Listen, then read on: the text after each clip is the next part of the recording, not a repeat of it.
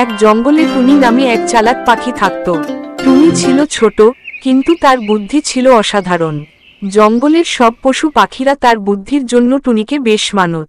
একদিন শেয়াল, কাক আর বাঘ একসঙ্গে বসে আলোচনা করছিল কিভাবে টুনির মতলব ধরবে।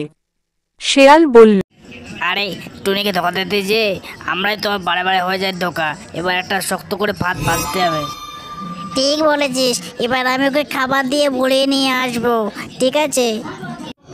আরে তোমরা তো শুধু কথাই বলছো, আমি যেই এক লাফ দিয়ে খবাত করে ধরে টুনি কিনে চলে আসবো। ওরা তিনজন মিলে টুনিকে ফাঁদে ফেলার পরিকল্পনা করল। পরের দিন কিছু খাবার নিয়ে কাক টুনির কাছে রওনা দেয়। টুনির কাছে এসে কাক টুনিকে ডাকতে থাকে। টুনি দিদি, ও টুনি দিদি, তোমার জন্য কত খাবার নিয়েছি, চট করে নেমেছি খাবারটা খেয়ে নাও। টুনি কাকের চালাকি বেশ বুঝতে পারে। টুনি বলল, কাক নিয়ে একটু মজা করা যাক। আরে কাক দাদা, তোমার খাবারে তো মাটি পড়েছে, যাও ওই নদীর জল থেকে ধুয়ে এনে দাও আমাকে, তারপর আমি খাবো।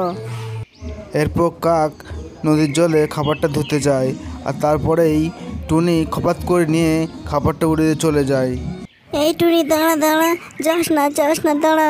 এরপর কাক ভাবতে থাকে টুনিকে বোকা বানানো এত সহজ নয়, যাই শিয়াল দাদাকে যে খবরটা দিই। তারপর টুনি শিয়ালকে খবরটা দেওয়ার জন্য রওনা দেয়।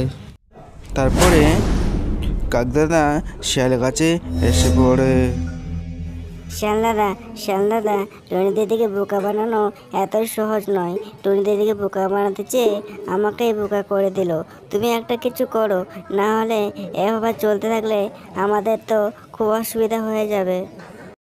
ঠিক আছে, তুমি এখন যাও, ও টুনির কিছু একটা ব্যবস্থা করছি আমি, ঠিক আছে? তুমি নিশ্চিন্তে থাকো। এরপর কালু দাদা শিয়াল দাদার সাথে কথা বলে বাসার দিকে রওনা দেয়। হ্যালো ফ্রেন্ডস, ভিডিওটা ভালো লাগলে অবশ্যই লাইক করবেন, আর এই ভিডিওটার পরবর্তী পার্ট দেখার জন্য চ্যানেলটিকে সাবস্ক্রাইব করবেন। ধন্যবাদ।